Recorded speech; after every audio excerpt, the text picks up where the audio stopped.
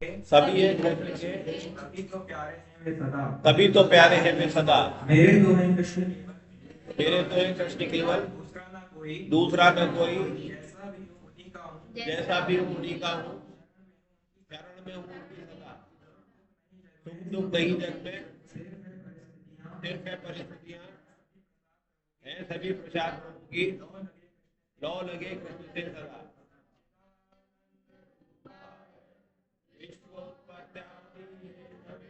तापत्रय विनाशाय श्री कृष्णाय कृष्णे स्वदामोगते धर्मे ज्ञानादिविषय कलो नष्टि दृशामि गुणार्णोदुमीदते वसुदेव सुतं देवं कंस चाणूरमर्दनं देवकी परमानन्दं कृष्णं वन्दे जगद्गुरुं। हरे कृष्ण। ये दूसरा का है स्पीकर, वो नहीं है बैटरी तो इसमें वो डाल दो है आपके पास ऐसे। हाँ सेल है। हरे कृष्ण। हरे कृष्ण। ये कभी कभी चालू हो जाता है। हरे कृष्ण। हाँ तो उसमें एक में दूसरे में सेल डाल लो। हरे कृष्ण। मेवाड़ा जी आपके पास किताब है? दे दी, ठीक है। आपका योग पुरुषोत्तम से मिल रहा है, इसलिए आज आप पुरुषोत्तम योग में आ गए हो। और इसको अध्याय की संज्ञा दी है, तो एक इसको पढ़ लें तो पूरा अध्याय की संज्ञा हो जाती है। पंचरत्न दिव्य श्लोक। अजोपि सन् व्यात्मा भूतानामीश्वरोऽपि सन् प्रकृतिं स्वामधिष्ठाय सम्भवाम्यात्ममाय यदा यदा हि धर्मस्य अभ्युत्थानमधर्मस्य तदात्मानं सृजाम्यहम्। परित्राणाय साधूनां विनाशाय दुष्कृतां धर्मसंस्थापनार्थाय संभवामि युगे युगे। जन्म कर्म च मे एवं योगे तत्त्वतः त्यक्त्वा देहं पुनर्जन्म देति मामेति सोऽर्जुन। वीतराग भय क्रोधा मन्मे मामुपाश्रिता प्रेमो ज्ञानतपसा पूता। हरे कृष्ण। इसमें भी डाल लो बैटरी, दूसरे में भी डाल के चेक करो। 15वां अध्याय।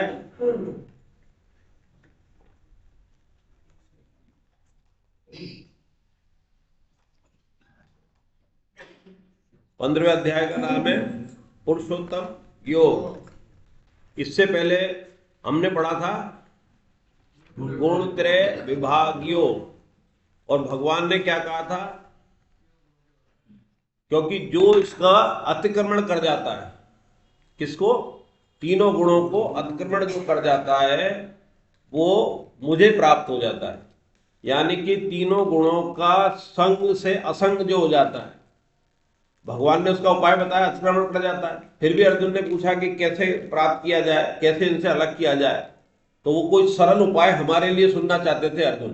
तो 26वें श्लोक में भगवान ने कहा कि जो मनुष्य अव्यभिचारिणी भक्ति योग के द्वारा मेरा सेवन करता है वह इन गुणों का अतिक्रमण करके ब्रह्म प्राप्ति का पात्र हो जाता है।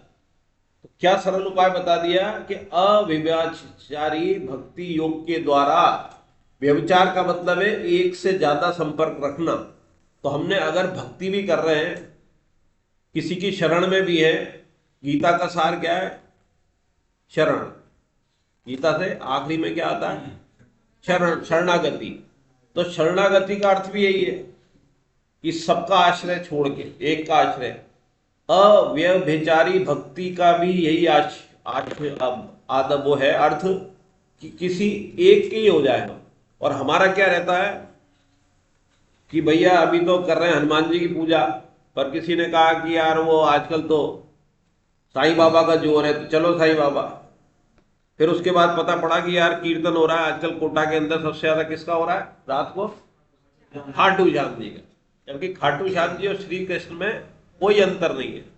खाटू श्याम जी को शक्ति भगवान ने अपना श्याम भाव जो दिया, तो उनको श्याम बोलने में तो कोई दिक्कत नहीं है, कृष्ण बोलने में परहेज आ जाता है। तो जब भक्ति के अंदर ही द्वंद्व है, आपके अंदर इष्ट के अंदर ही द्वंद्व है, तो कैसे भगवान मिलेंगे?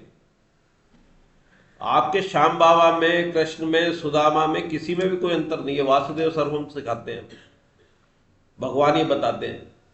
तो वो इसमें कट्टरता इतनी आ जाती है कि उनसे कहो कि श्याम बाबा की बात करें तो उधर तो चले जाएंगे, उनसे कि चलो गिरिराज जी की परिक्रमा में हूँ सर, मजा नहीं आता गिरिराज जी की परिक्रमा। जबकि गिरिराज जी क्या है? वो पर्वत के रूप में पूजे गए, वो शीश के रूप में पूजे गए। तो पुरुषोत्तम योग फिर भगवान ने अपनी तरफ से कहा है, और एक ही ऐसा अध्याय है जो भगवान के नाम से है। इसको शास्त्र की संज्ञा भी दी है कि इस अध्याय को हम अगर पढ़ लें तो ये पूरे एक शास्त्र के बराबर है। और क्यों दी है? कि इसी में भगवान सबसे गुह्यतम बात कहेंगे। अभी तक तो हम शरीर ही समझ रहे थे, आत्मा समझ रहे थे, परा और अपरा समझ रहे थे। अपरा क्या थी? कोई बता सकते? अपरा और परा, भगवान ने अपनी दो शक्तियां बताई थी ना। तो अपरा और परा क्या है? अपरा क्या है? क्या है? अपरा जीवात्मा कैसे हो गई? जड़ है, एक चेतन है। अब ये हिंट दे दिया कि अपरा तो जड़ है, परा जो है चेतन है। तो चेतन में कौन कौन है? आत्मा और परमात्मा। और अपरा में कौन है? जड़। जड़ में क्या हो गया? वो सारे पंच महाभूत, ये शरीर, इंद्रियां, 24 का बताया नहीं था क्या भगवान ने? प्रकृति, आदि प्रकृति, अहंकार सब बताए थे इसके अंदर। तो 24 थे वो। अब भगवान ये कह रहे हैं, और वो क्षर अक्षर में भी यही था, जिसका क्षय हो जाए वो क्षय होता है, अपरा। और जिसका क्षय नहीं होता वो क्या है? परा। तो वो वहां पर भी यही था, क्षर अक्षर। तो यहां पर ये भगवान ये कह रहे हैं कि अब इन दोनों को भी बता रहे हैं कि इनसे ऊपर हूं मैं। क्षर से तो अतीत पहली लाइन ही है कि इस अध्याय में स्वयं को क्षर से तो अतीत और अक्षर से उत्तम बताकर, जब उत्तम हो गए तो पुरुषोत्तम। अभी पूजा वो दर्शन करते हुए एक साधक से पूछा मैंने कि आज के अध्याय का नाम क्या है? तो दो ने तो सही उत्तर दिया 3 में से, और एक ने क्या? पुरुषार्थ का। तो ये पुरुष उत्तम है। अच्छा, तुमने पुरुषार्थ कहा, तो पुरुषार्थ कितनी तरह के होते हैं? 4 तरह के होते हैं। तो पुरुषार्थ तो हमें करने होते हैं जीवन में, सबको 4 पुरुषार्थ तो करने ही है। कौन कौन से? धर्म, अर्थ, काम, मोक्ष। तो त्रिवक से, त्रिवक कहते हैं इसको, धर्म, अर्थ, काम को, इन 3 से हमें मोक्ष की प्राप्त करनी होती है। धर्म से, अर्थ से, काम से। धर्म वही जो हमें मोक्ष प्राप्त करा दे, अर्थ वही जो धर्म के द्वारा मोक्ष प्राप्त करा दे, कामना केवल, कामना किसकी? केवल मोक्ष की। और आखिरी का 18वां अध्याय तो क्या है? मोक्ष संन्यास योग। 17 तक गीता जी खत्म हो जाती है, 18 में तो पूरा सारांश है, पूरा 17 का 17 आएगा वापस से डिटेल में, इसलिए सबसे ज्यादा श्लोक है, 78 श्लोक है। तो उसको भी भगवान लात मार देता है भगत, तो मोक्ष को भी, मोक्ष संन्यास योग, जो मोक्ष को भी लात मार दे। 5 पुरुषार्थ के बाद ये 5वां पुरुषार्थ कहते हैं, इसको पंचम पुरुषार्थ कहते हैं, भगवान से प्रेम। तो हमें चाहिए ये 4 को भी लात मार देनी, पर मोक्ष तक का तो रास्ता क्लियर हो। कल ही अब जाने का मौका पड़ा वहां पर किशोरपुरा मुक्ति धाम में, तो स्वर्ग द्वार लिखा हुआ है। तो गीता का साधक क्या स्वर्ग द्वार पसंद करेगा? क्या क्या चाहेगा उसको? मोक्ष द्वार, परम धाम। पर स्वर्ग देखते दिमाग ठनका। अखबार में भी विज्ञापन देखोगी, स्वर्गवासी, स्वर्गवासी कहेगा ही नहीं। स्वर्ग तो एक सजा है, सजा के भोगने के बाद वापस आ जाओ। नर्क भी एक सजा है, स्वर्ग भी एक सजा है। वो पुण्य कुटुंबों के द्वारा भोग के आ जाता है, वहां मजे मार के आ जाता है। तो आप, बल्कि नरक वाला तो धुल पहुंच के आता है। नरक वाला ज्यादा बढ़िया है, क्योंकि वहां पिटाई होती है, खूब सफाई होती है, बढ़िया ड्राई क्लीन होती है और साफ होके आता है। और स्वर्ग में तो क्या होता है कि आपकी सफाई वाले जाते हो, वहां तो गंदगी वाले जाते हैं नरक में सफाई के बाद। और स्वर्ग में क्या जाते हैं? बड़े बड़े बढ़िया बढ़िया सूट बूट वाले, फर्स्ट क्लास, इत्र वित्र वाले, फर्स्ट क्लास वाले जाते हैं। और वहां पर उनकी इत्र वित्र, वहां की वो धुलाई ऐसी होती है कि वो सारी वहां पर धर लेते हैं। ले तेरे इत्र खत्म, तेरी ये ड्राई क्लीन खत्म। अब जैसे पहनता था कपड़े वैसे ही पहन के वहां के जो देवता धक्के मार के बेचते। तो वो जिस घर में जन्म लेता है, ये तो गारंटी है उसको मनुष्य जन्म मिलेगा। और नरक वाले को भी चाहे वो 84 लाख के बाद मिलेगा मनुष्य को, लेकिन वो साफ सुथरा होके आएगा, पिट पिटा के आएगा, और उसको ध्यान रहेगी पिटाई तो वो डरेगा करने में बुरे कर्म। लेकिन वो तो भोग के आया है, तो उसको पहले दिन से ही चाहिए ऐशो आराम, और ऐशो आराम वाले घर में जन्म ले लिया तो उसे भक्ति वक्ति याद नहीं आएगी, वही वापस याद आएगा क्या, वो स्वर्ग में जो भोग रहा था। इसलिए स्वर्ग वाला तो बिल्कुल सबसे बेकार रास्ता है। तो यहां पर भगवान ने बताया कि मैं अविचारणी भक्ति योग से मिलता हूं, गुणों का संग कैसे छूटता है अविचारणी भक्ति से। और क्या बताया, क्षर से अतीत, क्षर मतलब जो आपकी अपरा प्रकृति है उससे भी अतीत, अतीत मतलब जिसका कोई आदि अंत नहीं है, उसका तो आदि अंत है, उससे मैं अतीत हूं। और अक्षर से उत्तम। अब आत्मा परमात्मा में जो साधारण मनुष्य है, जो गीता साधक नहीं है, और हम भी अभी शुरू की क्लास तक तो यही कहते थे कि आत्मा परमात्मा में कोई अंतर नहीं है, तो क्या बता सकता है कोई कि अंतर है या नहीं है? पुरुषोत्तम क्यों हो गए फिर? क्या है बताइए?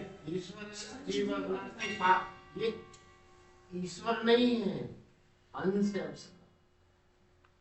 अच्छा, अंश है। आपने ये कलर है, इस कलर का एक दाना निकाल लिया तो दाना उस जैसे ही है ना, तो अंतर क्या, वो मिला दिया तो वापस, ये बूंद मिला दी समुद्र में तो समुद्र। हाँ, आत्मा में क्या आती है? आत्मा में आती है क्या? आत्मा तो शुद्ध है, निर्विकार है। आत्मा में परमात्मा है। आत्मा में परमात्मा, परमात्मा तो ये कह रहे हैं जोशी जी, लेकिन अंतर क्यों है? ये उत्तम क्यों हो गए भगवान हमसे? आत्मा थोड़े थोड़े बहुत नजदीक है कि आत्मा जो है जुड़ाव कर लेती है किससे? प्रकृति से, संसार से। तो आपने जो बोला मीणा जी ने कि ईश्वर अंश जीव अविनाशी, ये बात तो सही है, लेकिन अगला जो है, या आधा बोला है 7वां श्लोक यही आएगा, अगले में क्या है कि शांत। अगला जो है वो अगला, कल एक गीता के बहुत बड़े साधक हैं, वो क्लास में इसलिए नहीं आते, वो मानते हैं मैं बहुत ज्ञानी हूँ, नाम नहीं ले सकता, वो मिल गए थे हमें किशोरपुरा में। तो बोले यार, मैंने कहा यार तुम वहां आ जाओ हमारे 29-30 को। बोले यार मैं वहां नहीं आ सकता यार, मेरा वो टकराव हो जाता संतोष जी से, कि संतोष जी से ऊपर लेवल के आदमी हो। तो वो जब बात चलते चलते आई तो मैंने कहा यार आपकी अहंता झलक रही है, क्योंकि मैंने आपका थोड़ा सा विरोध किया और आपको गुस्सा आया। तो आपकी बात अगर कोई साधक की या आचार की कटती है और आप उस पर दोबारा अपनी सफाई देते हो, उसका मतलब आपको ये बुरा लग रहा है, कट गई। कटने में कोई हर्ज नहीं है, कितनी संसार से कटे पर जुड़ाव भगवान से हो जाए। हमारी ये अहंता रहेगी कि मेरी बात कट गई, ये नहीं, ये इस पर ध्यान बिल्कुल नहीं देना है। तो जो ईश्वर अंश जीव अविनाशी है वो तो बिल्कुल अविनाशी है। वही तुलसीदास जी ने क्या कहा है, ईश्वर अंश जीव अविनाशी, तुलसीदास जी ने कहा है। और ममे वांशो जीव लोके किसने कहा है? इस अध्याय में भगवान खुद बोल रहे हैं, दोनों का अर्थ एक ही है, तुलसीदास जी और भगवान एक ही बोल रहे हैं, वो भी तुलसीदास जी भगवान की वाणी बोल रहे हैं। लेकिन उत्तम क्यों है?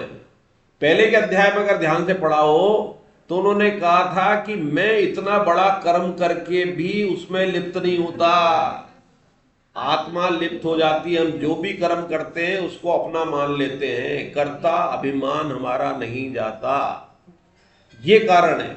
और अटैच हो जाते किससे? शरीर से, शरीर के कर्मों से, गुणों के संग से अटैच हो जाते। भगवान गुणातीत हैं, हम गुणातीत नहीं हैं। हाँ, जब हम गुणातीत हो जाते हैं तब भगवान के शुद्ध अंश हो जाते हैं, तब हम भगवान जैसे हो जाते हैं। भगवान से उत्तम फिर भी नहीं होंगे, क्योंकि हमारे चांसेस फिर हैं दोबारा होने के, उनके नहीं है। इसलिए भगवान जो है पुरुषोत्तम है, और हम उनके अंश होते हुए भी उस पुरुषोत्तम के अंश रह सकते हैं। लेकिन जीव बना हुआ, जो 7वां श्लोक पढ़ेंगे उसमें आएगा कि जीव बना हुआ जीव है नहीं, बन जाता है। क्या बन जाता है? आत्मा जब उससे अटैच हो जाती है, किससे? अपने कर्मों से, प्रकृति से, गुणों के संग से, जो क्रियाएं हो रही है उनसे, संबंधों से, शरीर से। जहां संबंध, आज के सत्संग में स्वामी जी ने कहा, पिछले 7-8 बार से अगर स्वामी जी का सत्संग सुन रहे हैं, वो एक ही पर चल रहा है। संबंध इधर तो विच्छेद किया और इधर संबंध जोड़ा, एक ही बात है, संयोग वियोग, संयोग वियोग, इसी पे चल रहा है। है हूं ना, इसी पे चल रही है कहानी उनकी। इतना बढ़िया बोल रहे हैं कि आपने जैसे ही संबंध जोड़ा किसी से, आपको दुख मिलेगा ही मिलेगा। और संबंध हम इस संसार में क्यों जोड़ते हैं? सुख आसक्ति, केवल एक कारण है, सुख आसक्ति। और सुख किसकी? इस शरीर की और शरीर के द्वारा ली गई इंद्रियों की, वो भोग की आसक्ति जहां होती है। तो जो भी सुख है संसार में संयोग जनक सुख, चाहे पदार्थ के हो, चाहे क्रिया से हो, चाहे संबंधों से हो। यहां तक कि स्वामी जी ने यह कहा है कि सत्संगियों का भी संग केवल इतना करना कि भगवान का रास्ता दिखा दे। उनसे भी अगर हमने सत्संगियों से भी संग कर लिया, अटैचमेंट, तो वहीं रह जाएंगे। रहेंगे तो बहुत अच्छे कि सत्संगियों के पीछे बैठे हैं, लेकिन उससे ऊपर नहीं बैठ पाएंगे और उसका आनंद भी लेंगे, सात्विक सुख का आनंद मिलेगा वो। तो हमें क्या करना है? हम इसलिए पीछे हैं कि हमारे अंदर एक कर्तव्यभिमान आ जाता और एक संबंध जन सुख का। तो करें क्या कि संबंधों को तो निभाना है, इतना बढ़िया निभाएं कि जो कुछ हमारे पास है वो दूसरे के सुख के लिए है। अगर दूसरे को सुख देते रहेंगे तो हमारे बाहर से तो योग बना रहेगा संबंधों का, क्योंकि दूसरा ये चाहता है, उसके अंदर सुख आ सकती है, वो आपसे सुख लेना चाहता है और आप सुख उसे देना चाहते हो। तो जब ये तमन्ना हो गई कि मुझे सुख देना है और दूसरे के अंदर तो बैठी हुई है, वो तो गीता साधक है नहीं, तो वो सुख लेना चाहता है, तो आपके लिए तो द्वार खुला हुआ है मुक्ति का। इस संसार में सब सुख लेने को तैयार बैठे हैं और भगवान ने और स्वामी जी की वाणी ने बता दिया कि तुझे सुख देना है। तो सुख देने का आनंद तो परमानेंट है, उसमें दुख है ही नहीं, बशर्ते उस सुख देने के बाद आपके अंदर वो मैं ना आ जाए, क्योंकि आपकी जय जयकार बहुत होगी। हर आदमी कहेंगे यार बहुत परोपकारी है, बहुत परोपकारी है, अपना सब कुछ दे देता है। दधी चीज ने अपनी हड्डी दान कर दी, लेकिन कभी बोले क्या? कभी आवाज आई उन हड्डियों में भी? और किसको कर दी? जो उनका दुश्मन था इंद्र, जिसने उनका गला काट दिया था, कुछ देर पहले ही गला काटा था। जो अक्षय कुमार ने वो दूसरी कहानी वापस जोड़ दिया था। और उसके बाद ही इंद्र को ये बता दिया गया कि दधीची ऋषि के द्वारा ही, वकासुरी था ना शायद अक्षय, वृत्तासुर या वकासुर, उसका वध होगा और दधीची के बाद सेठ स्वीकार कर लिया। तो कितने बड़े बड़े हमारे ऋषि हुए, कपोल कहानियां नहीं है, इनकी सारी कहानियां एक जगह। अभी मेरे को किसी ने व्हाट्सएप भेजा, वो अपने ग्रुप में आए थे ना उस दिन, वो भी गीता साधक है, जो वहां पर दिल्ली में बैठे हुए हैं, बहुत अफसरों के बीच में रहते हैं। बोले ब्राह्मण तक में ये आ गया है कि सनातन धर्म बेकार है वहां अफसरों में, जो बहुत ऊंचे, पहले उनका वो विकार मिटा रहा हूं। गौ मांस खाते हैं, हम तो कहते हैं ईसाई और मुसलमान, बोले ब्राह्मण खा रहे हैं, मैं खा रहा हूं। तो उन्होंने फरीदाबाद से कोई 5 किलोमीटर दूर भेजा, पाराशर ऋषि जहां भक्ति करी थी उन्होंने। वहां पर एक मंदिर है, गुफा है, उसके नीचे उसको डोम से ढक दिया गया। उसकी फोटो मेरे पास आई है, ग्रुप में शेयर कर दूंगा। तो उन्होंने कहा पता पड़ा कि पाराशर ऋषि ने यहां तपस्या की थी, फरीदाबाद के पास ही, और हमें पता ही नहीं। तो हमारा सत्संग का ये लाभ लेना चाहिए, क्योंकि हमारा अगर ग्रुप ऐसा होगा सत्संगियों जैसा हमारा ग्रुप है या गीता जी का आगे का ग्रुप है, तो उसमें कभी ये नहीं आएगा कि फिल्मों में क्या हो रहा है, मुंबई में क्या हो रहा है, ट्रम्प क्या कह रहा है, ये क्या कर रहा है, पाकिस्तान से लड़ाई हो रही है, क्रिकेट मैच हो रहा है, क्या नहीं हो रहा है, ये हो रहा है क्या? अपने ग्रुप में आता है क्या? और उसका अपन ने निषेध भी कर रखा है कि कोई जन्मदिन की बधाई नहीं देगा, कोई गुड मॉर्निंग वगैरह नहीं करेगा, उसके लिए बाकी ग्रुप है। हमारे लिए गीता जी की कोई बात हो, या हमारे पास जो सूचनाएं, तो सूचनाएं जो हमारे ग्रुप की हो रही है, या पर कोई आपके पास चीज आई है, साधक संजीवनी की आई है, तो पुरुषोत्तम इसलिए है क्योंकि हमसे उत्तम है इस चीज में कि उनमें कर्ताभिमान नहीं है, गुणों के संग नहीं है, इतना बड़ा कर्म करके भी वो कर्म से विरक्त रहते हैं। तो ये इसका, और इसमें 20 श्लोक है मात्र, 20 श्लोकों का ये शास्त्र है पूरा। तो इसमें से पढ़ेंगे, इसमें संबंध में लिखाएगा। पढ़िए पहले 2 श्लोक, बहुत गहरे श्लोक है इसमें सारे, एक एक। कौन मोहित पढ़ रहा है? पढ़ो। संबंध। इस अध्याय में 5 श्लोकों के 4 प्रकरण हैं, जिनमें कर्मशः, संसार, जीव, भगवान के परम धाम सहित विभूति रूप से भगवान के प्रभाव का वर्णन व अंतिम श्लोकों में क्षर, अक्षर व पुरुषोत्तम नाम से पहले गए हुए विषय जीव अर्थात संसार, जीवात्मा व परमात्मा का उपसंहार करते हैं। एवं श्री कृष्ण ही पूर्ण पुरुषोत्तम है, वे अवतार नहीं अवतारी पुरुष हैं। इस परम रहस्य को प्रकट करते हैं। व्यभिचार दोष को हटाने के लिए सर्वप्रथम संसार दोष का वर्णन करते हैं, जो कि श्री कृष्ण से ही प्रकट है, अर्थात इस संसार में सार तत्व केवल श्री कृष्ण ही है, क्योंकि वे इसकी जड़ है, मूल कारण है। श्री भगवान को वाचा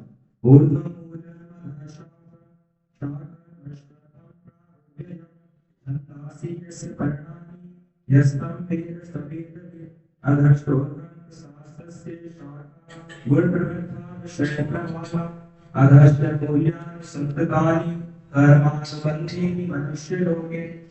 श्री भगवान बोले, ऊपर की ओर मूल वाले तथा नीचे की ओर शाखा वाले इस संसार रूप अश्वत्थ वृक्ष को प्रवाह रूप से अव्यय कहते हैं, और वेद इसके पत्ते हैं। उस संसार वृक्ष को जो जानता है वह संपूर्ण वेदों को जानने वाला है। उस संसार वृक्ष के गुणों सत्व रज और तम के द्वारा बड़ी हुई तथा विषय रूप अंकुरों वाली शाखाएं नीचे मध्य में और ऊपर सब जगह फैली हुई है। मनुष्य लोक में कर्मों के अनुसार मानने वाले मूल भी नीचे और ऊपर सभी लोगों में व्याप्त हो रहे हैं। हरे कृष्ण। बहुत मुख्य और बहुत इंपॉर्टेंट श्लोक है ये। संसार वृक्ष का इन 2 श्लोकों में वर्णन है। तो इसमें 20 श्लोक है, 5-5 श्लोक के 4 प्रकरण। पहला है जिसमें क्रमशः संसार यानी गीता पहले से 5वें तक संसार के बारे में बताया, संसार क्या है, संसार वृक्ष क्या है। फिर 7 से 11 छठा छोड़ दिया, देखो 7 से 11 जो है वो जीव के बारे में बताया, जीव क्या है। इसी के अंदर वो आएगा जिसकी चर्चा चल रही थी, 7वां श्लोक बहुत इंपॉर्टेंट है। भगवान के परम धाम सहित विभूति रूप से भगवान के प्रभाव का वर्णन आएगा। किसमें? एक तो आएगा जो छठा छूट गया था, छठा, और दूसरा 12 से 15 हो गए 5 श्लोक। ये भगवान के प्रभाव का वर्णन है। और अंतिम श्लोक यानी 16 से 20 इसमें क्षर अक्षर व पुरुषोत्तम नाम से पहले कहे गए विषय अर्थात संसार जीवात्मा परमात्मा का उपसंहार करते हैं, यानी कि तीनों का उसमें उपसंहार करते हैं, उसका कंक्लूजन आएगा। एवं श्री कृष्ण ही पूर्ण पुरुषोत्तम में वे अवतार नहीं अवतारी पुरुष है। इस परम रहस्य को प्रकट करते हैं। व्यभिचार दोष को हटाने के लिए सर्वप्रथम संसार वृक्ष का वर्णन करते हैं कि जो कि कृष्ण से ही प्रकट है, अर्थात संसार में सार तत्व केवल कृष्ण ही है, क्योंकि वे इसकी जड़ है, मूल है, कारण है। तो इस संसार वृक्ष है। जब आप क्लास अटेंड करेंगे ना, या जो हमारी क्लास होती है जूम वाली, या जो इसमें क्लास अटेंड करेंगे जो गीता भवन में होगी, तो उसमें एक फोटो आएगा उसमें जिसमें संसार वृक्ष है, उसमें जड़ें ऊपर है, उसमें कृष्ण बैठे हुए, बीच में तना है, उसमें ब्रह्मा जी है, और जो उसकी जो शाखा है उसमें हम है, हमारे कर्म है, और पत्ते इसमें लिखाएगा, आगे आ रहा है कि पत्ते क्या है, वेद है, और आगे जो टहनियाँ बढ़ रही हैं वही हमारे कर्म है। वो सारे कर्म जो हम करते हैं गुण संघ के साथ पूरे संसार में फैलते जाते हैं, युगों तक चलते रहते हैं। और जड़ क्या है? कृष्ण भगवान है। ब्रह्मा जी से हम निकले तो ब्रह्मा जी तना है, उससे हमारी शाखा है। और वेद क्या है? फूल और पत्ते। तो इसमें आएगा आगे कि पत्ते तो हैं वो, लेकिन फल नहीं है, और बिना फल के पत्ते बेकार है ना, हम पत्तों का सिंचन नहीं करें, वो आगे के श्लोक में आएगा। तो श्री भगवान बोले कि ऊपर की ओर मूल वाले, यानी मूल मतलब यहां इस कारण मूल का क्या है? जड़, तथा नीचे की ओर शाखा वाले जिस संसार रूप अश्वत्थ वृक्ष को अव्यय कहते हैं, और वे जिसके पत्ते हैं उस संसार वृक्ष को जो जानता है वह संपूर्ण वेदों को जानने वाला है। उस संसार वृक्ष की गुण क्या है? सत्व रज और तम के द्वारा बड़ी हुई तथा विषय रूप कोपलों वाली शाखाएं। पहले कोपल ही बनता है ना, फिर आगे जाके पत्ते बनेंगे, फिर आगे जड़, आगे वही शाखा आगे बढ़ती जाएगी। तो किससे बन रहा है? सत्व रज और तम जो हम कर्म कर रहे हैं, वो जो कर्म कर रहे हैं वो कर्म करते जाते हैं, तो शाखाएं आगे बढ़ती चली जाती है। शाखाएं नीचे मतलब नीचे, मध्य में और ऊपर सब जगह फैली हुई है। तो ये नीचे ऊपर नीचे का अर्थ क्या आएगा? ऊपर के लोग, बीच वाला मतलब जो हमारा लोग है मनुष्य लोग, और नीचे का मतलब जो सीधे 7 नीचे के तल अतल पाताल जो सारे के सारे, वो जो सारे लोग हैं उसमें सारी शाखा जा रही है। हम में से तो जा रहे हैं, हम में से नीचे जा रहे हैं, हम में से ऊपर जा रहे हैं। मनुष्य जन्म एक बीच का आधार है, उसी के कर्मों के आधार पर वो देवता ब्रह्मलोक तक, और उसको जो अतिक्रमण कर जाता है वो भगवान तक पहुंच जाता है, और नीचे पाताल लोक तक चले जाते हैं, सारे नर्क नीचे की तरफ आ जाते हैं। तो ये किससे हो रहा है? जो हम कर्म कर रहे हैं। कितनी बढ़िया वैज्ञानिक है कि हमने पहले तो हम समझाते हैं गुण कर्म क्या होता है, कर्म कैसे होते ही होते, सर भगवान ने समझा दे। अब उसकी महत्वता बता रहे हैं कि तू कैसे पहुंचेगा तो उसके द्वारा क्या है कि आप नीचे के सारे लोकों में, बीच के लोकों में, ऊपर के लोकों में अपने गुण कर्मों के संग से आप यहां तक पहुंच सकते हो। तो इस संसार के मूल में कौन है, कारण कौन है, भगवान। और इसमें अश्वत्थ शब्द आया है। तो अश्वत्थ के दो अर्थ हैं, एक तो पीपल के वृक्ष को भी कहते हैं, और दूसरा क्या है, जो अस्थिर। अस्थिर है ये संसार, स्थिर नहीं है ना, लेकिन फिर भी इसको अव्यय कह रहे हैं भगवान। अव्यय मतलब जिसका व्यय न हो। तो दिखने में तो व्यय हो रहा है, अस्थिर का तो व्यय हो रहा है, स्थिर नहीं है। कोई चीज अगर खर्चा हो रहा है, आपके पास बैंक में पड़ा हुआ है, वो आपने निकाला, खर्च कर रहे हो, घर में रखा, खर्च हो रहा है, तो व्यय तो हो रहा है ना, अव्यय थोड़ी है। पैसा कभी अव्यय हो ही नहीं हो सकता, अव्यय होगा तो नाश होगा। तो आप उसको जैसे जैसे चल रहा है, तो अव्यय होने के बाद भी, अस्थिर होने के बाद भी अव्यय कह रहे हैं भगवान। तो उदाहरण स्वामी जी क्या देते हैं, गंगा जी का। आप ऋषिकेश जा रहे हो, कल जा रहे हो, 10 साल बाद जा रहे हो, आपका कोई मित्र जा रहा है, तो क्या है, गंगा जी वही है ना, हर जगह हर समय गंगा जी वही नजदीक थी है। लेकिन क्या वो पानी वही है जो आज आपने टच किया, उसके 1 मिनट बाद ही, 1 सेकंड बाद ही, 1 पल बाद दूसरा पानी आ जाएगा। तो लगातार उसका व्यय होते हुए भी अव्यय की तरह दिख रहा है, ये संसार है। इसका संसार का नाश हो रहा है, अव्यय हो रहा है, रोज मर रहे हैं, जी रहे हैं, पता पड़ रहा है, वृक्ष उखड़ रहे हैं। ये मकान आज है, 100 साल बाद रहेगा क्या, वो वृक्ष आज है, रहेगा क्या, नए वृक्ष आ जाएंगे। जो आज पैदा हुआ है वो रहेगा क्या, 60-100 साल बाद ये सारी सृष्टि चेंज हो जाएगी, सारे आदमी बदल जाएंगे, सब अपनी अपनी उम्र के हिसाब से।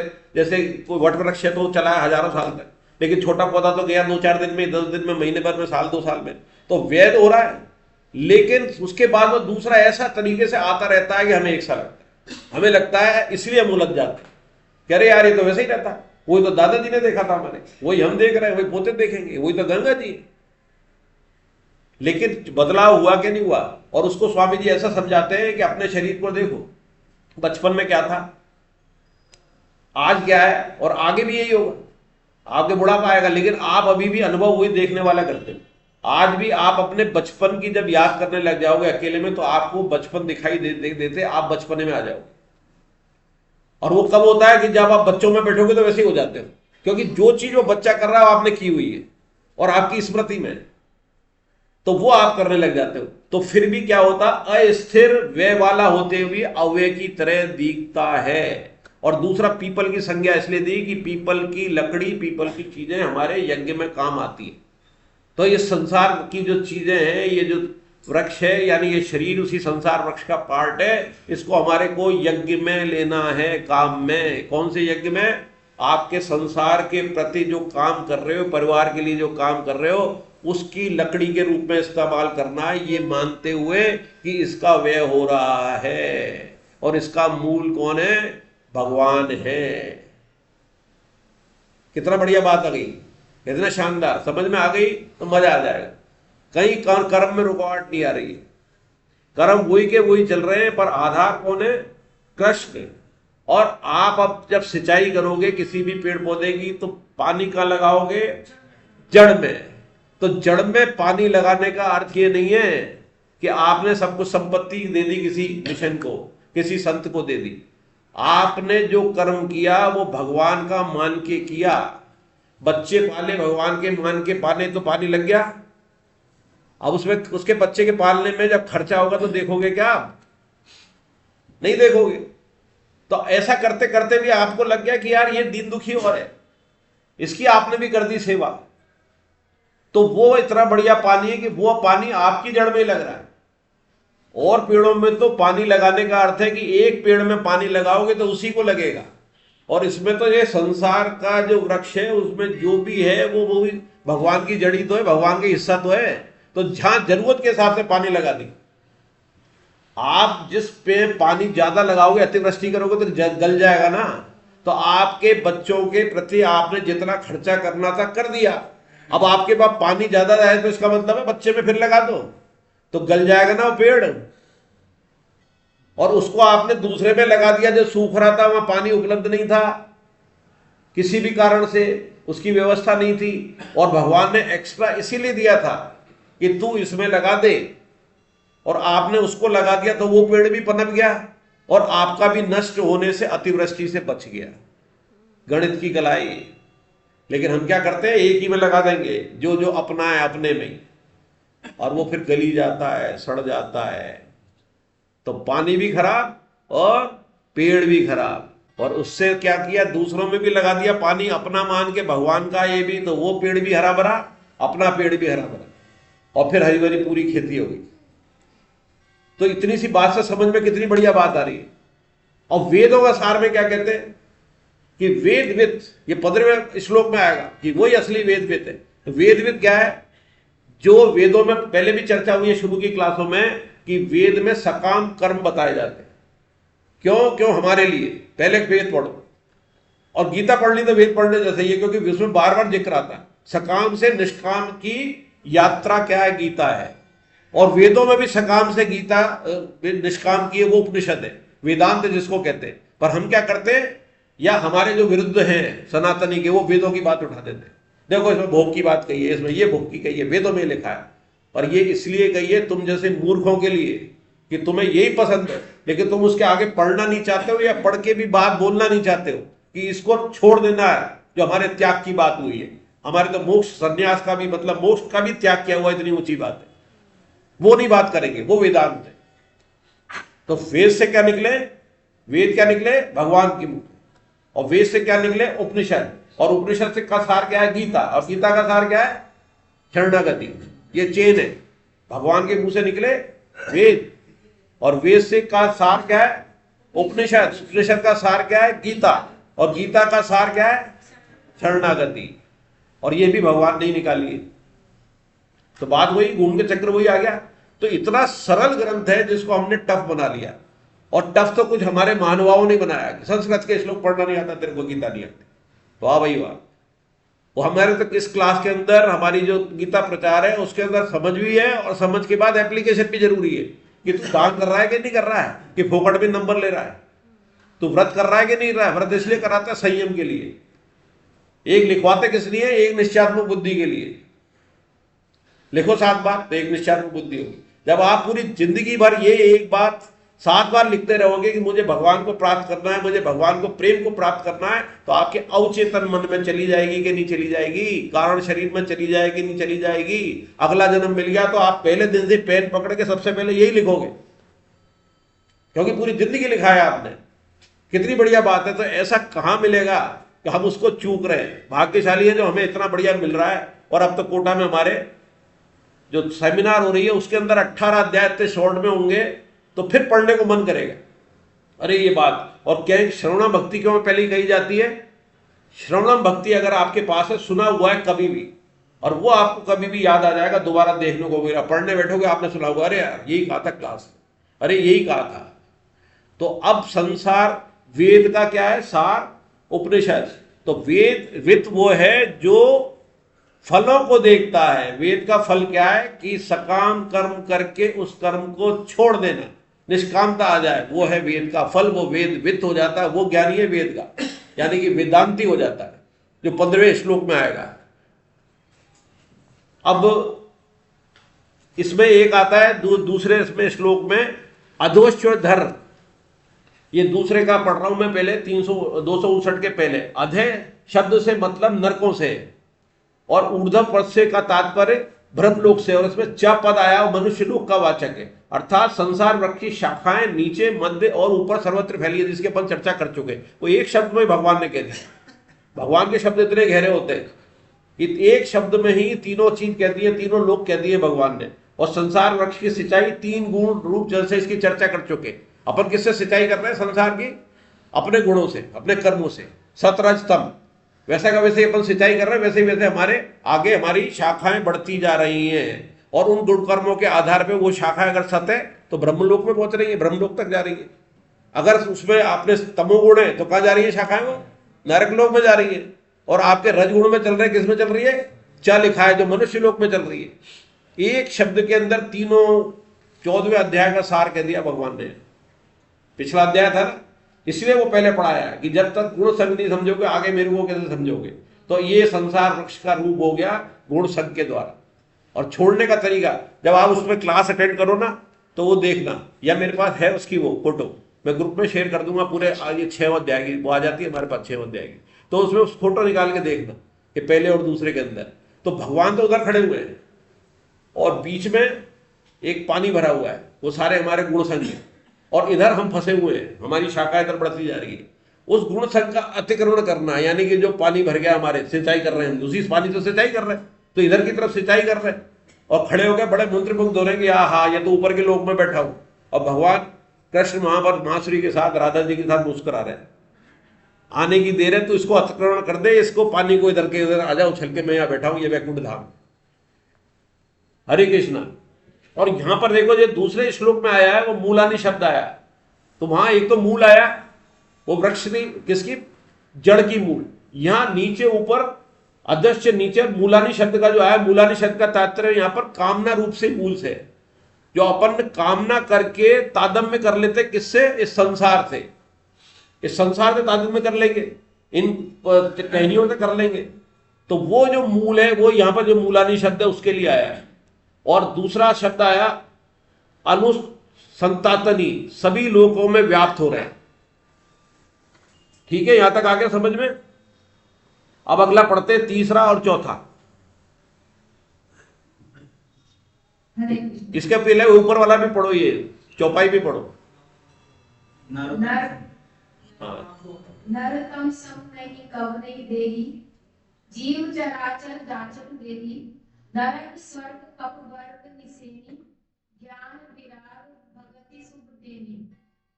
इसका क्या अर्थ है कि भगवान नर्तन के समान कोई भी ध्येय नहीं है। तुलसीदास जी कहते हैं कि मनुष्य शरीर के समान कोई शरीर नहीं है, चर अचर सभी जीव उसकी याचना करते हैं।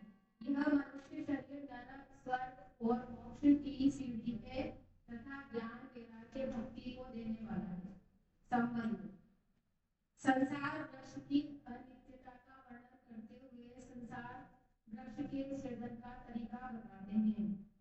इस संसार वृक्ष का जैसा रूप देखने में आता है, वैसा यहाँ विचार करने पर मिलता नहीं, क्योंकि इसका न आदि है, न अंत है, न स्थिति है ही है। इसलिए इस दृढ़ गुणों वाले संसार रूप अश्वत्थ वृक्ष को दृढ़ असंगत रूप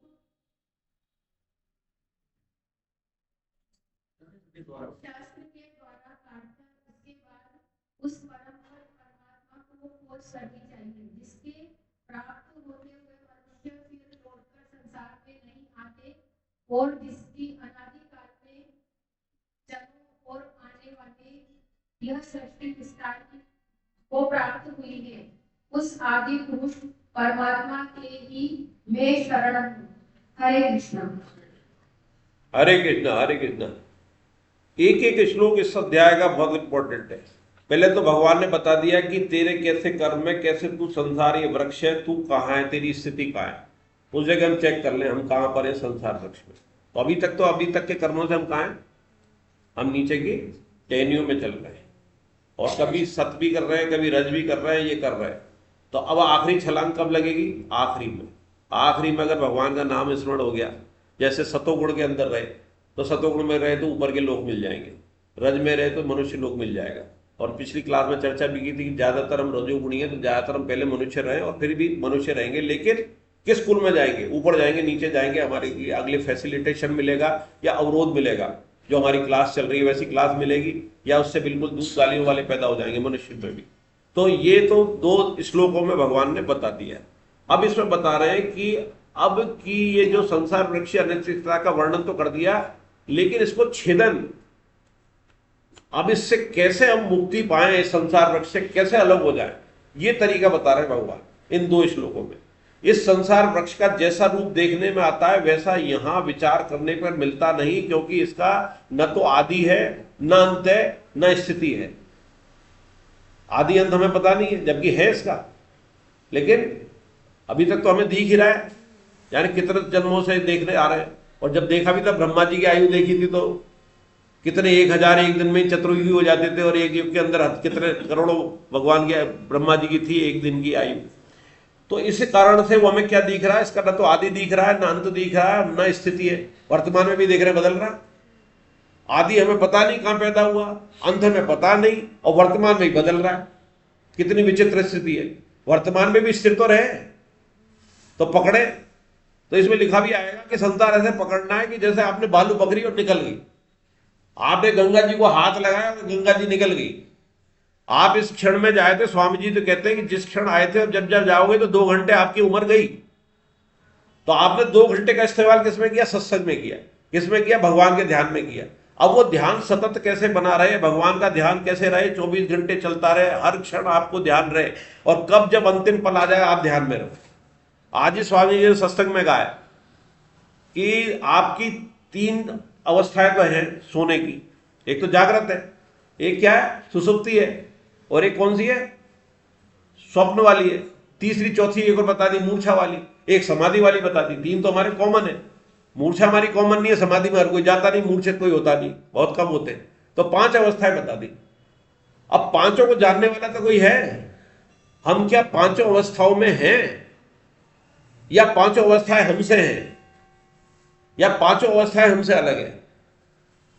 आप ये कहते हो कि मुझे आज बहुत अच्छी नींद आई, या आज मैं बहुत गहरी नींद में था, तो वो कोई तो था। आज मुझे सपने बहुत डरावने आए, आज मुझे नींद नहीं आई, आज मैं बेहोश हो गया, आज मेरी समाधि लग गई, ये सारी आप कहते हो, तो कौन है जानने वाला? वो कौन है? हम स्वयं हैं।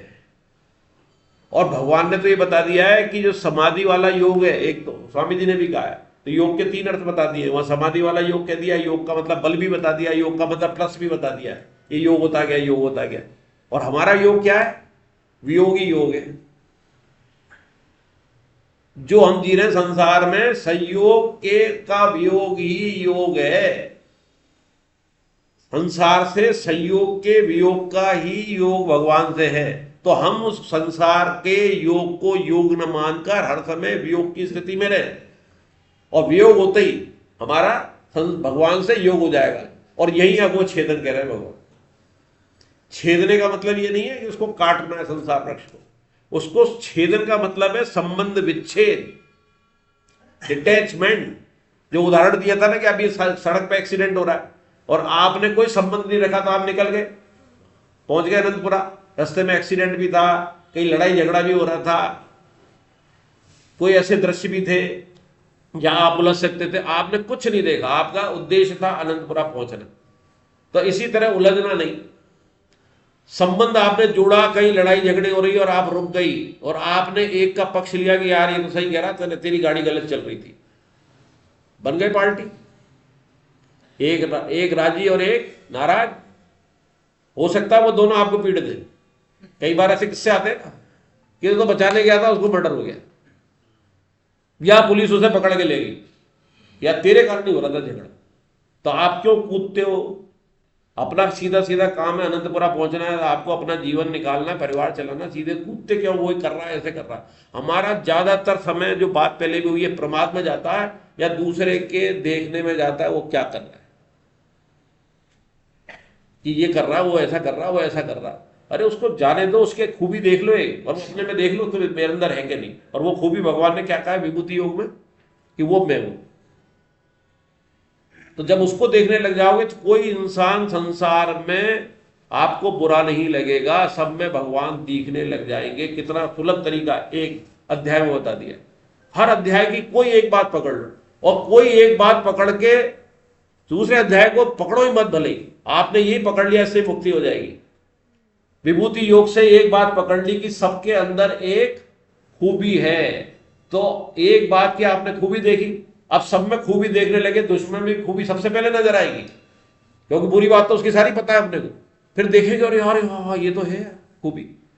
तो फिर एक भगवान की बात आती है कि जो अदेष्टा है, अदेष्टा मतलब जिस जगह किसी से द्वेष नहीं है, तो अदेष्टा वाली बात भी कंफर्म हो गई। एक जगह आया था ना, पहले ही आया था अदेष्टा, जिसको किसी से द्वेष नहीं है संसार में, उसको भगवान मिल जाएंगे। तो जब आपने सब में खूबी देखी तो द्वेष रहेगा क्या? उसमें भगवान देख लिया तो भगवान से द्वेष हो ही नहीं सकता। अब जब ये सब में ये हो जाएगी तो संभाव भी आ जाएगा कि नहीं आ जाएगा? आपके जो भी प्रभाव होगा जिंदगी में, तो यार ये तो भगवान ही करा रहे हैं ना, ये मेरा तो इसमें क्या लेना है देना है, समता भाव भी आ जाएगा। तो सब एक दूसरे से लेंगे और आपकी कामना रहेगी। और जब आपने दूसरे को सुख देने लग गए तो दुश्मन भी बचेगा क्या? तो इसका छेदन किस तरह से करें हम? एक लाइन आती है, ये संसार वृक्ष रूप जैसा दिखता है वैसा ही विचार करने मिलता नहीं, क्योंकि इसका न तो आदि है न अंत स्थिति है। इस दृढ़ मूल वाले संसार रूपी दृढ़ मूल वाले, यहां कौन सा मूल आ गया? ये वो भगवान वाला मूल नहीं है। यहां कौन सा मूल है? वो कामना वाला मूल, जो इससे पहले क्या था ना, मूला नहीं पता है, हमारी कामना है। ये दृढ़ मूल, तो हमारी कामना दृढ़ है कि नहीं है? छूटती है हमारी कामनाएं। इसी में आया लिखा हुआ कि संसार में यदि कोई सुख प्रतीत होता है वह भी परमात्मा की सत्ता के कारण होता है। ऐसे अस्थिर शरीर संसार के प्रति हमारी आसक्ति इतनी गहरी है कि हम इसे छोड़ना नहीं चाहते, इसलिए दृढ़ मूल का है। आसक्ति कामना एक ही बात है, उसे हम छोड़ना नहीं चाहते किसी भी सीख पर। आसक्ति, सुखासक्ति, मैं, मेरापन, ये इतना तगड़ा है कि हमने ही उसे दृढ़ मूल बना रखा। दृढ़ मूल बनाने में कारण कौन है? हम, हमारी कामना, हमारी आसक्ति। और अगली लाइन में जितनी कामना गहरी होगी उतनी दृढ़ता से संसार बंधनकारी होगा, उतना ही इसका विस्तार है। और इससे बहुत इंपॉर्टेंट लाइन है, यदि शरीर संसार से सुख लेने की कामना नहीं हो तो ये विशाल संसार वृक्ष तृण के समान है। कहां तो दृढ़ मूल और कहां तृण के समान। केवल एक सोच से आपको कोई परिवर्तन अपने में नहीं करना पड़ा। आपको एक सोच से कि मुझे कुछ लेना नहीं है, मुझे देना ही देना है, मुझे कुछ नहीं लेना है। आज के स्वामी जी के सत्संग में सुना कर उसका बहुत विलक्षण कहते हैं, आपको हर अध्याय में उसका कुछ ना कुछ मिल जाएगा। ऐसा लगता है कि जो हम अध्याय पढ़ रहे स्वामी जी सुबह पहले कहते थे। उन्होंने आज एक बात कह दी कि धन हम ये कमाएं, हमने पहले की क्लास में चर्चा की कि अपने लिए धन कमाना, उसके लिए कामना करना, तो कामना का आरंभ कहा जाता, कर्मों का आरंभ वो नहीं होना है, उसी से आपकी कामना बढ़ेगी। लेकिन हम अगर ये कहें कि मैं इसलिए कमा रहा हूं कि मैं इस धन से परोपकार करूंगा, इस धन से मैं दूसरों की मदद करूंगा, तो ये भी एक कामना हो गई। स्वामी जी ने आज ये कहा है कि एक तो धन कमा के परोपकार किया जाए और दूसरा ये कि कमाने पे ध्यान ही नहीं दिया जाए। कौन सा उचित है? कमाने पे ध्यान नहीं दिया। आपने ये इच्छा ही नहीं करी कि मैं धन कमा के संसार के हित में लगाऊंगा, तो फिर भी एक कामना पैदा होगी। और उस कामना से आपको यश मिल गया तो फिर वो दूसरी कामना पैदा हो गई। तो ये कहा कि संसार में धन इस रूप में कमाने की भी कामना मत करो कि मैं इसकी भलाई में करूंगा। आ गई प्रारब्ध से तो आएगा ही धन, मान भी आएगा, परिवार भी आएगा, शरीर भी चलेगा, जैसा प्रारब्ध में लिखा है। अगर आपके 10 करोड़ रुपए लिखे हैं और आपने कोई तमन्ना नहीं कर रहे हो, तो कोई मरेगा ना तो आपके आखिरी में लिख जाएगा यार ये मेरे को फेसबुक पे, यूट्यूब पे बहुत पसंद आता था, मैं सुनता था इसकी बात, या किसी ने सुना दी थी और उसके नाम कर जाएगा 10 करोड़, और आप तो हैरान रह जाओगे अगले दिन खबर पड़ोगे कि आपके 10 करोड़। तो वो किस लिए नहीं? भगवान ने कि आपके प्रारब्ध से थे, उसका उपयोग कर लो। आ गया धन, तो बिना चाहत के आ गया। और कई बार तो आपने पूरी जिंदगी कमाया कि इसका ये उपयोग करूंगा, ये उपयोग करूंगा, ये उपयोग करूंगा, कभी जाने कौन ले जाए। और आजकल तो वो जमाना आ गया है कि आपके ट्रांसफर इधर से उधर हो जाए, आप बैंक पहुंचो, यार मेरे कहाँ पैसे बोले, यार पता ही नहीं कहाँ निकल गए, साइबर चोरी। अरे बस ये इसीलिए आते हैं, फिर भी हम नहीं चेतते हैं, हम नहीं चेतते कब जीरो हो जाए वो पता ही नहीं पड़ रहा है।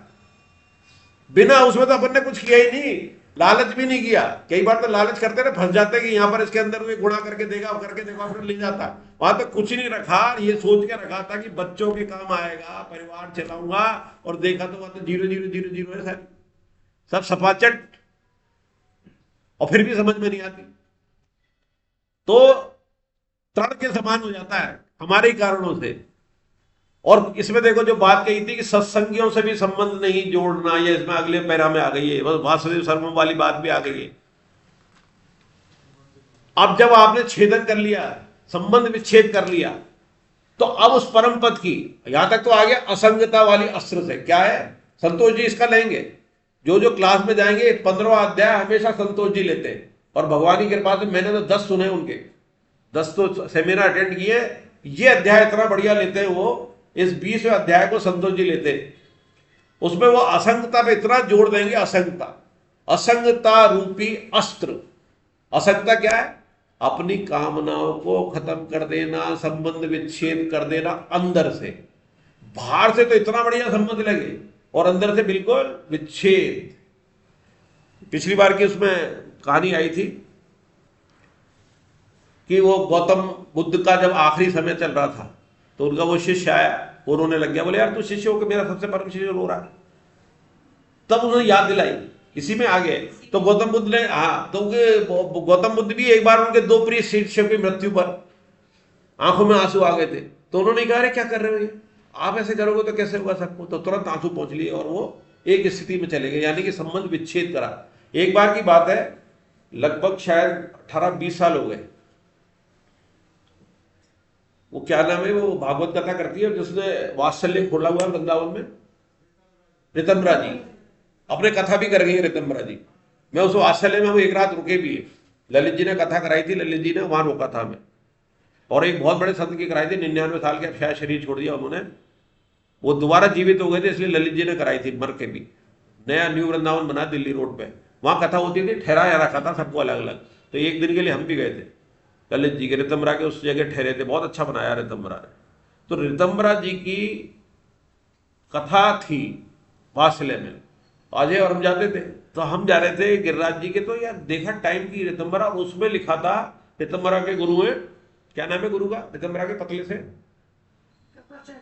हैं, नेट पे देख लो, अभी गूगल पे मिल जाएगा ऋतंबरा के गुरु। तो वो आना चाहिए, बहुत उनके सत्संग सुनना।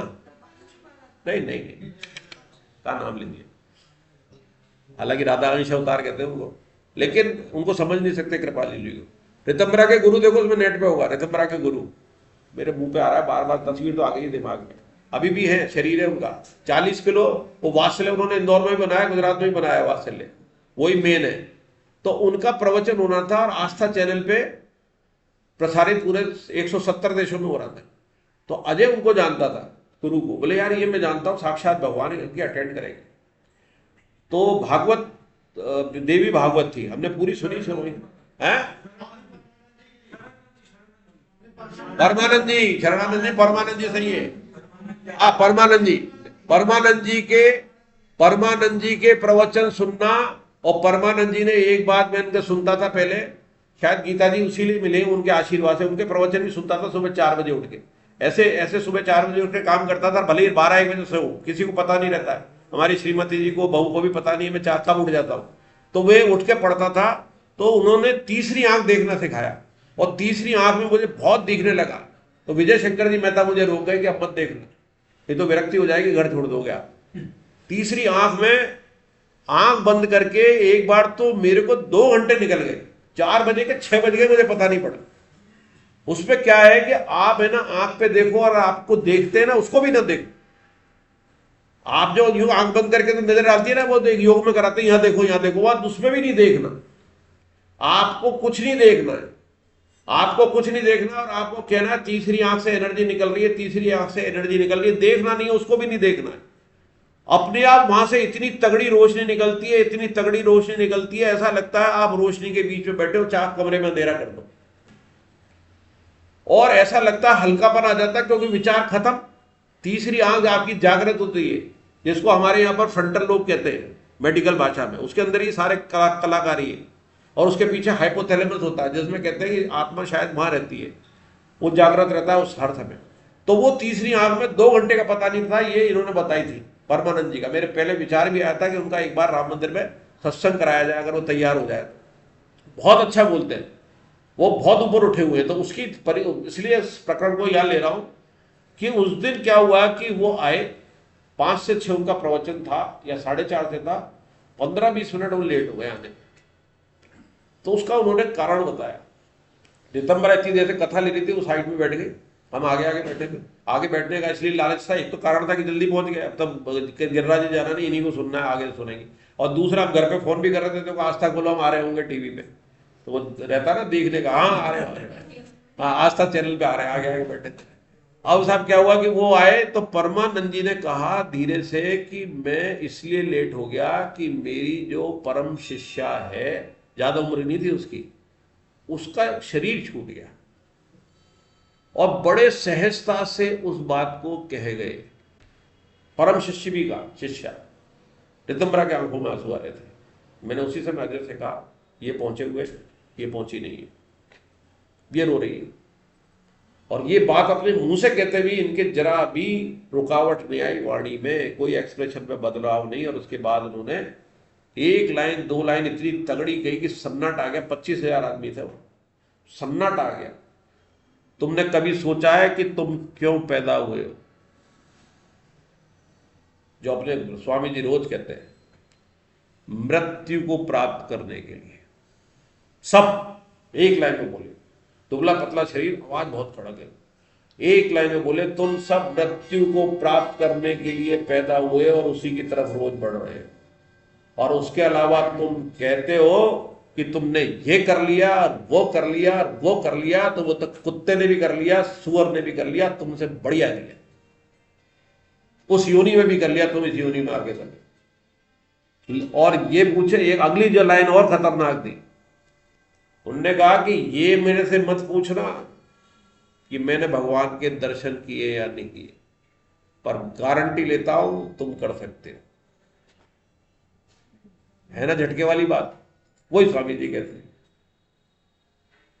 कि सत्संग तुम कभी भी कर सकते हो भगवान के दर्शन, जरा सा विमुख हुए दर्शन मिल जाएंगे।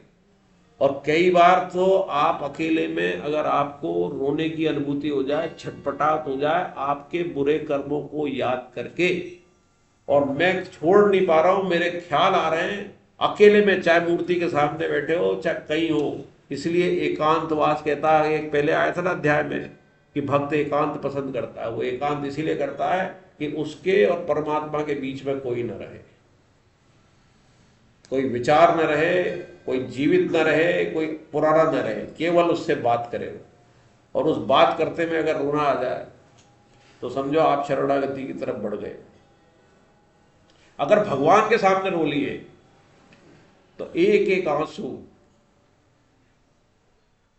का वो फल लेगा भगवान, क्या आप विश्वास नहीं कर सकते। अगर इस स्थिति में पहुंच गए और आपके संत आ जाए जीवन में। एक उदाहरण आया था मेरे कि संत कैसे आते हैं। आपके घर के सामने से एक संत जा रहे हैं, कोई परिचय नहीं, पंचर हो गया उसका टायर, आपके घर ही आएगा ना? क्या भगवान नहीं आ गए? संत के अगर एक पानी पी लिया, आपने पांव छू लिए, उसको कुछ खिला दिया, भगवान आपके जीवन में आ गए। हरे कृष्ण हरे कृष्ण। अब अगला श्लोक बोले।